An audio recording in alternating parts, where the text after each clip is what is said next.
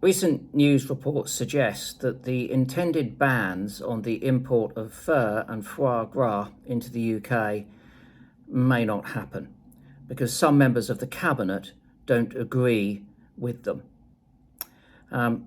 This is completely outrageous. The fur and foie gras industries are amongst the most cruel in the world. In fur farms, animals are kept in barren, tiny cages about a metre square, where they suffer intolerable cruelty before they are electrocuted or gassed, all to provide a little bit of trim on a parka or a bubble hat. And when it comes to foie gras, ducks or geese are force-fed food to the point that they are sick. And again, the suffering in this industry is frankly unimaginable. So if something like fur farming and foie gras production are so cruel that they are not permitted in the UK, and let's be clear, they're not permitted in the UK, then why is it okay to import them from overseas? Isn't that in some way making us complicit in the extreme suffering of millions of animals? Well, most of us agree. We agree that we shouldn't be importing them. In fact, in recent polls, 79% of people supported a ban on foie gras and 72% supported a ban on importing fur. And what's more, 140 MPs from all across the political spectrum have made clear their support for closing our borders to this awful and unnecessary cruelty. So in our democracy, when so many people find something so abhorrent, and when the government keeps telling us that it wants to be a world leader when it comes to animal welfare, you might well ask, why isn't this going ahead? Well, it appears that Jacob Rees-Mogg, amongst others, has said that he feels that the public ought to have the right to buy what they want to, even if it involves hideous cruelty.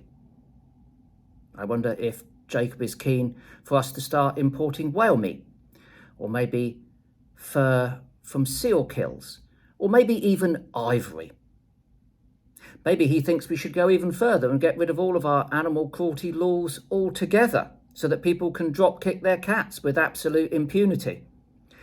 It's simply outrageous that this government thinks that the passionately felt wishes of millions of people who desperately want to protect millions of animals can simply be swept aside to maintain some out-of-date status quo. So here's an idea. Why, instead of capitulating to the ideas and the whims of people like Jacob Rees-Mogg, don't we base our policies on evidence? Yes, actual evidence.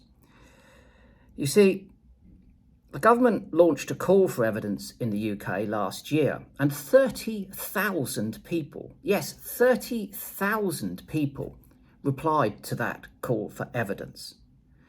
The government said it would use the results to inform their policies. That's what democracy is all about, after all, I would consider. But it appears that they've foregone that, and they're now going to make a decision before even publishing those results. So you might ask, what's the point? Why are we going to allow a small minority in the cabinet to overrule the wishes of the great British public? Well, I'm supporting Humane Society International's call for the government to publish the results of that consultation and publish them now. And I've no doubt at all that the government will suffer an enormous and ongoing backlash if they do reverse this policy and don't prevent the importation of fur and foie gras into the UK. We need you to show your support for a ban on the importation of fur and foie gras. The link is in the post. In fact, animals deserve our support here. They deserve more than words. They deserve a proper standard of animal welfare.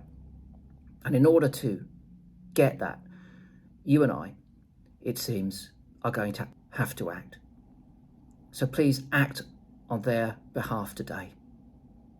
Thank you very much.